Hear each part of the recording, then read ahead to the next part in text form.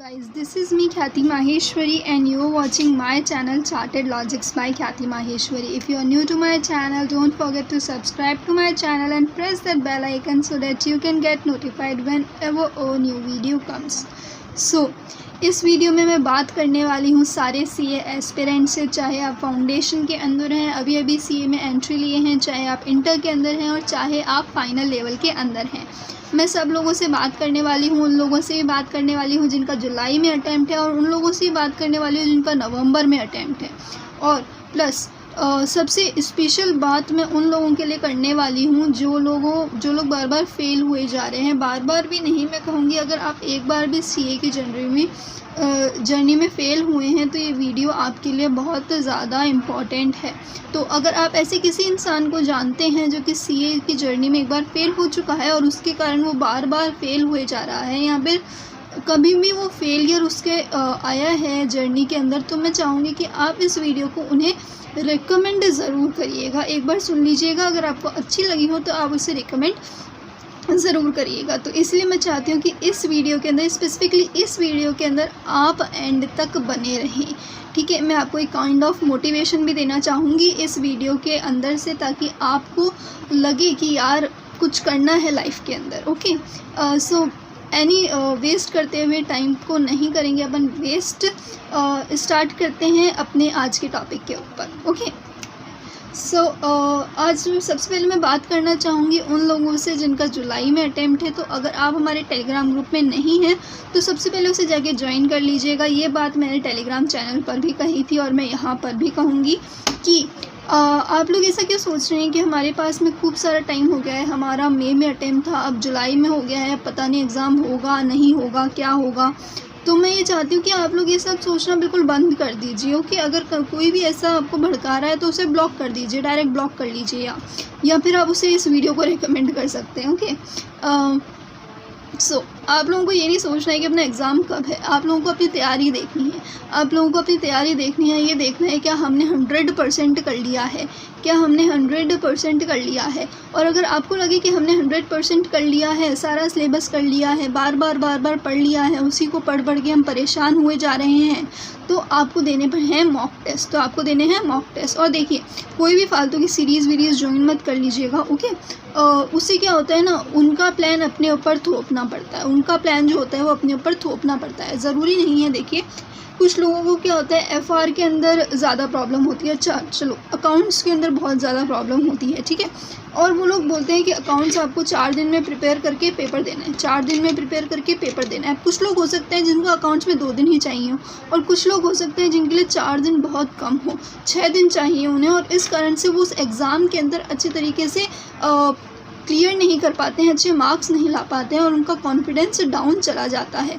और सपोज़ करो ऐसा हो गया, ठीक है, अब वो लॉ के पेपर आया, उनका लॉ का पेपर आया अकाउंट्स के बाद में, और उसे भी वो लोग अच्छे तरीके से प्रिपेयर नहीं कर पाए क्योंकि वो अकाउंट्स की वजह से डिस्टर्ब थे और वो लोग ये सोच रहे थे कि अकाउंट्स के अंदर हम अब क्या करें, ठीक है, और उस वजह से उनका आगे का जो उनकी प्रिपरेशन, और अब हो सकता था वो लोग अगर अकेले पेपर दे रहे होते तो वो अकाउंट्स के बाद में वो लोग लॉ को नहीं उठाते, वो लोग अकाउंट्स को पक्का करते, उसके बाद में शायद लॉ के ऊपर मूव ऑन करते। ठीक है, अभी वो लोग ये सब नहीं कर पाएंगे क्योंकि क्या हो रहा है, उनका प्लान आपके ऊपर थोपा जा रहा है। ओके, और ये मैं किसी के लिए नहीं कह रही हूँ, ये मैं अपना खुद का ओपिनियन बता रही हूँ, बस एक ओपिनियन शेयर कर रही हूँ। आपको मॉक टेस्ट पेपर कैसे देने हैं, आईसीआई के पास्ट पेपर उठा लीजिए ना, आईसीआई का पास्ट पेपर उठा लीजिए। जिस दिन आपने सोचा कि आज मुझे मॉक टेस्ट देना है, मैंने अकाउंट्स की पूरी प्रिपरेशन कर ली है और अब मुझे मॉक टेस्ट देना है उसका, ओके, एक दिन डिसाइड कर लीजिए। 4 दिन पहले जब आप अकाउंट्स लेकर बैठें और आप सोचिए कि 4 दिन के अंदर मैं अकाउंट्स कंप्लीट कर लूँगा,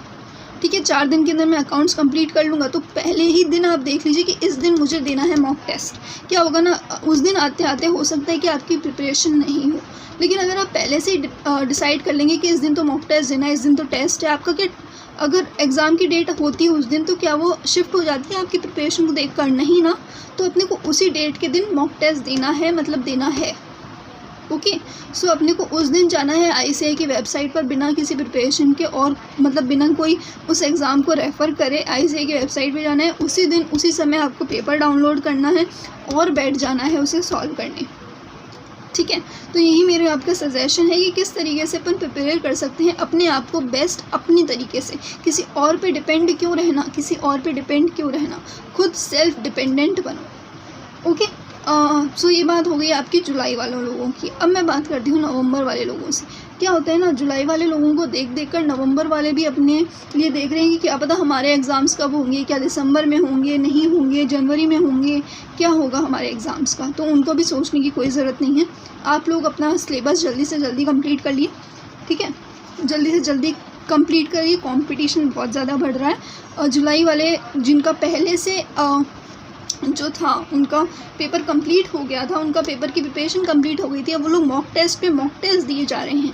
और चलो मैं ये सब नहीं बोलती हूँ, वैसे ही मेरा खुद का पर्सनल ओपिनियन है कि आप लोगों को भी अपनी जम के तैयारी करनी है, अपनी जम के तैयारी करनी है और अच्छी तरीके से आप लोगों को भी मॉक टेस्ट वगैरह देने हैं। मॉक टेस्ट पे बहुत ज़्यादा जोर मार रही हूँ क्योंकि है ना, लोग बाग रिटर्न प्रैक्टिस तो करते नहीं हैं, खुद के नोट्स बनाते नहीं हैं आजकल, बुक्स से पढ़ते रहते हैं, ऑडिट करते रहते हैं। ऑडिट नहीं करना है अपने को, रिटर्न प्रैक्टिस करनी है। ऑडिट नहीं करना है, रिटर्न प्रैक्टिस करनी है। अपने को एग्ज़ामिनेशन हॉल वाली फीलिंग आनी चाहिए, एग्ज़ामिनेशन हॉल वाली फीलिंग आनी चाहिए अपने को। ओके, आप इन सब चीज़ों को नोट भी कर सकते हैं जो मैं कह रही हूँ, क्योंकि क्या होता है ना, मैं तो कह के चली जाऊँगी लेकिन है ना, आप लोग उस चीज़ को भूल जाओगे। कहीं पे नोट कर लीजिएगा ताकि याद रहे कि अपने को क्या करना है, मॉक टेस्ट देना है और कब देना है, ठीक है। और सबसे पहले कहूँगी कि अगर आपका सिलेबस कंप्लीट नहीं है किसी सब्जेक्ट का तो सबसे पहले वो जाके करिए। और प्लस एक बार सब्जेक्ट चेक भी कर लीजिए, एक बार जाके है ना ICI का मॉड्यूल देख लीजिए कि आपने पूरा कवर भी करा है या नहीं करा है जिस बुक को आप रेफ़र कर रहे हैं। क्योंकि देखो छोटे छोटे पॉइंट्स होते हैं। मैंने कुछ वीडियोस बनाई थी, उसके अंदर मैंने एक दो पॉइंट्स ऐसे डिस्कस करे थे, मतलब जो कि मुझे लगा नॉर्मली है तो सारी बुक्स के अंदर कवर होंगे, लेकिन बाद में जाके मुझे पता चला कि वो जो पॉइंट्स थे वो तो कहीं पे कवर ही नहीं थे। कुछ लोगों ने मुझे बताया कि अरे ये तो पॉइंट मुझे पता ही नहीं था, ये वाला पॉइंट भी है क्या कोर्स के अंदर। तो ऐसा मत करिए, अपने ICI के मॉड्यूल को जाके देखिए। ओके, आपके पास में टाइम है, अपने किताब के साथ साथ, अपने नोट्स के साथ साथ ICI का मॉड्यूल भी रखिए। देखिए वो किताब जो है जिसकी भी है वो हो सकता है उन्हें लगा हो कि ये लेस इम्पॉर्टेंट है, लेकिन ICI अपनी मॉड्यूल में से क्वेश्चंस बनाएगा। ओके, अपने मॉड्यूल में देखिएगा कि ये चीज़ इनकॉर्पोरेटेड है या नहीं है। एक बार 2 लाइन का एक कोई चीज़ थी, 2 लाइन के ऊपर ही ICI ने 2 मार्क्स का क्वेश्चन पूछ लिया था कि डिफाइन दिस। अब वो वर्ड ही किसी को नहीं पता कि ये वर्ड आया कहाँ से। अब देखिए इस तरीके के सेल्फ अनएक्सपेक्टेड क्वेश्चंस तो होते ही हैं एग्ज़ाम्स के अंदर, लेकिन तभी भी कुछ लोगों को उसका आंसर आया।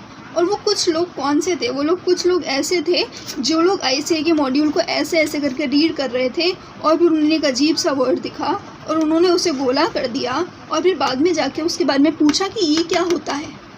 ठीक है, तो इस तरीके से अगर आपके पास में टाइम है, आपको लग रहा है कि खूब सारा टाइम है मेरे पास में, तो ये करके देखो ना, कितने वर्ड्स आपको ऐसे निकल जाएंगे जिसके बारे में आपको कुछ पता ही नहीं है, उसका मतलब क्या होता है, उसका रियल मीनिंग क्या होता है, और जिस मीनिंग को आप सोच रहे हैं क्या वही उसका मीनिंग है भी या नहीं। ओके, इस चीज़ पे भी सोचिएगा आप। चलो उसके बाद में मैं बात करती हूँ कि जल्दी से जल्दी अपनी को अपनी प्रिपरेशन करनी है, मॉक टेस्ट देने हैं, रिटन प्रैक्टिस करनी है, RTP देखनी है, MTP देखनी है, पास्ट ईयर पेपर देखने हैं, इतनी सारी चीज़ें हैं करने के लिए। और आप लोग बोल रहे हैं कि आगे टाइम किसका जा रहा है, पता है अपन जब एग्ज़ाम देकर आते हैं ना, जब एग्ज़ाम देकर आते हैं कोई एक क्वेश्चन ऐसा आ जाता है जो कि अपने को पता नहीं होता है कहाँ से आया है, तो और बाद में जाके अपने को दिखता है कि अरे यहाँ से आया है, तो अपन सोचते हैं कि हे भगवान थोड़ा सा और टाइम मिल जाता तो मैं इसे कर लेता, थोड़ा सा और टाइम मिल जाता तो मैं इसको कर लेता। ठीक है, तो अपने को वो चीज़ नहीं सोचनी पड़े बाद में कि अपने को थोड़ा सा और टाइम मिल जाता तो अपने कर लेता। तो आज से ही आपको मेहनत करनी है। अब बात करते हैं अपने मेन टॉपिक की, जो कि है vicious circle of CA failure. Yes, vicious circle of CA failure. देखिए क्या होता है ना, जब आप लोग CA की जर्नी के अंदर आते हैं और कोई फेल होता है, आपका कोलीग फेल होता है, कोई भी फेल होता है, आपका कोई क्लासमेट फेल होता है, तो ऐसा बोला जाता है उन्हें कि अरे तो CA में फ़ेल हुआ है, कोई बात नहीं, CA में फ़ेल होना बहुत नॉर्मल बात है। ऐसा कुछ नहीं है। जब वो ऐसा होता है ना, तो जो बच्चा होता है वो भी उसे नॉर्मली लेने लगता है कि हाँ क्या हो गया, मैं फ़ेल हो गया, सब लोग भी तो फेल हो रहे हैं। ऐसा नहीं करना है गाइस। और फिर पता है क्या होता है, जब अपन फर्स्ट टाइम रीडिंग कर रहे होते हैं, फर्स्ट टाइम एग्जामिनेशन देने वाले होते हैं, तब अपनी प्रिपरेशन कुछ अलग टाइप की होती है, सब कुछ नया नया सा लगता है। और जब एक बार फेल हो जाते हैं और दोबारा उन्हीं किताबों को अपने को पढ़ना होता है, तो मैं बताती हूँ अपन क्या करते हैं। अपन ऑडिट करते हैं और अपन ये देखते हैं कि अरे ये भी तो पढ़ा हुआ है, ये भी तो पढ़ा हुआ है, ये भी तो पढ़ा हुआ है, अब मैं क्या पढ़ूँ इसके अंदर। ऐसा नहीं करना है, ऐसा नहीं करना है, नहीं तो आप फंस जाओगे vicious circle of CA failure के अंदर। क्योंकि देखिए, आप एक बार फेल हो गए, अगर आप सपोज़ करो मई वाला पेपर दे रहे थे और आप फेल हो गए, मई जून जुलाई अगस्त या अगस्त लास्ट तक आपका रिज़ल्ट आता है, अगस्त लास्ट तक आपका रिज़ल्ट आता है, सितंबर अक्टूबर नवंबर, फिर 3 मंथ्स रह जाते हैं। 3 मंथ्स तो आईसीआई अपना रिज़ल्ट निकालने में लगा देता है, फिर अपने पास में 3 मंथ्स रह जाते हैं। तो उस 3 मंथ्स के अंदर अपने को फिर से प्रिपरेशन करनी होती है, जो कि पहले अपने को 9 मंथ्स मिल रहे थे। तो उस 3 मंथ्स के अंदर अपन प्रिपरेशन नहीं कर पाते हैं, और जितनी प्रिपरेशन कर पाते हैं वो टूटी फूटी प्रिपरेशन होती है, और उस टूटी फूटी प्रिपरेशन को देखकर अपन एग्ज़ाम देने बैठ जाते हैं, हो जाते हैं फिर से फेल। और फिर से अपने को ये सुनने को मिलता है कि सीए में फ़ेल हो गए, कोई बात नहीं, या फिर बार बार अगर फेल हो ही जा रहे हैं तो फिर लोग अपने को ये बोलते हैं कि ना क्या हो गया अगर फेल हो रहे हैं तो सीए छोड़ दो, नहीं हो रहा होगा आपसे, आप उस लायक ही नहीं हो कि आप सीए कर पाओ। ऐसा कुछ नहीं होता गाइस, ऐसा कुछ भी नहीं होता। अगर आप सीए के अंदर हैं तो मैं सोच रही हूँ कि आप वर्थ इट हैं इसके, आप वर्थ इट हैं इसके, तभी आपने भी कुछ सोच के सीए के अंदर आए हैं ना, आप भी कुछ सोच के सीए के अंदर आए हैं। और हर कोई भी सीए कर सकता है। ज़रूरत है हार्ड वर्क की, ज़रूरत है स्मार्ट वर्क की, ज़रूरत है मेहनत करने की। ओके, ऐसा मत सोचिए, इस चीज़ को लाइटली मत लीजिए कि सब लोग फेल हो रहे हैं, नहीं, ऐसा नहीं होता है। लाइटली नहीं लेना है फेलियर को, अपने को उसको एज अ चैलेंज लेना है, अपने को उसे एज अ चैलेंज लेना है। और ऐसा नहीं देखना है कि ये भी मैंने पढ़ रखा है, ये भी मैंने पढ़ रखा है, यही तो गलती आपने शायद पहले करी थी। अपनी गलतियों से सीखिए और उसे सुधारिए।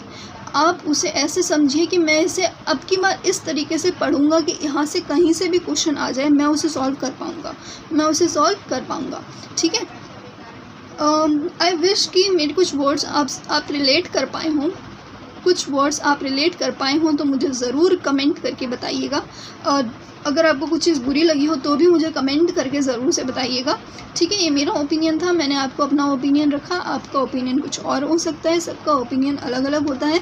मेरे को जो भी ओपिनियन मुझे लगा, जो कि मुझे एक सीए स्टूडेंट से बात करनी चाहिए, जो कि मुझे लगता है कि सीए में थोड़ी बहुत तो खामियां हैं या गलतफहमियां हैं इसके बारे में, उसके बारे में बात करनी चाहिए। और जो कॉमन मिस्टेक्स करते हैं सीए स्टूडेंट्स वो ये है कि वो रिवीजन नहीं करते, मॉक टेस्ट नहीं देते, रिटन प्रैक्टिस नहीं करते, और फेलियर के बाद में उनके साथ में वो फंस जाते हैं vicious circle of CA failure के अंदर। क्योंकि फिर आपके पास में बचता है खाली 3 मंथ्स, और 3 मंथ्स गाइस थोड़े से कम हैं उन लोगों के लिए जो लोग थोड़े ऑलरेडी एक प्रेशर से जूझते हैं। देखिए 3 मंथ्स के अंदर आपका जब रिज़ल्ट आता है तो 1 मंथ तो शायद आपको संभलने में ही लग जाता है कि अब मैं क्या करूं, कहां से पढूं। और सपोज़ करो अगर आपने एक नई कोचिंग ले ली तो फिर तो बिल्कुल ही क्या बताऊं मैं आपको, बहुत बुरी कंडीशंस में लोग बाग फंस जाते हैं। उस कंडीशंस से निकलिए, उस vicious circle of CA failure से निकलिए, अपने को बाहर निकलना है उससे, और पानी है सक्सेस।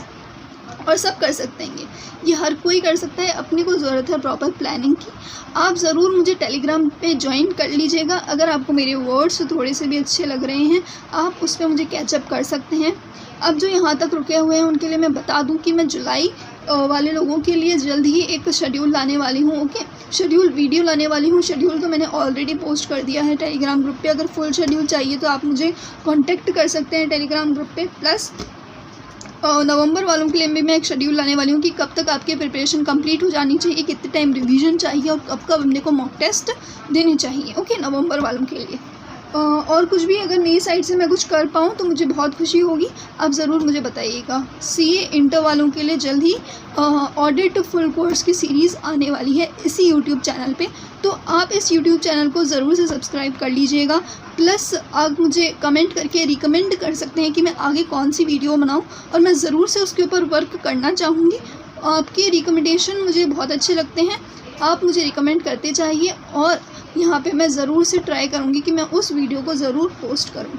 तो आप इस चैनल को ज़रूर सब्सक्राइब कर लीजिएगा, लाइक डिसलाइक ज़रूर कर दीजिएगा, कमेंट करके जाना बिल्कुल भी मत भूलिएगा। Thank you very much, all the best, and I wish कि आप इस बार जब भी आपका पेपर है ज़रूर क्लियर कर लें, और करेंगे हम लोग।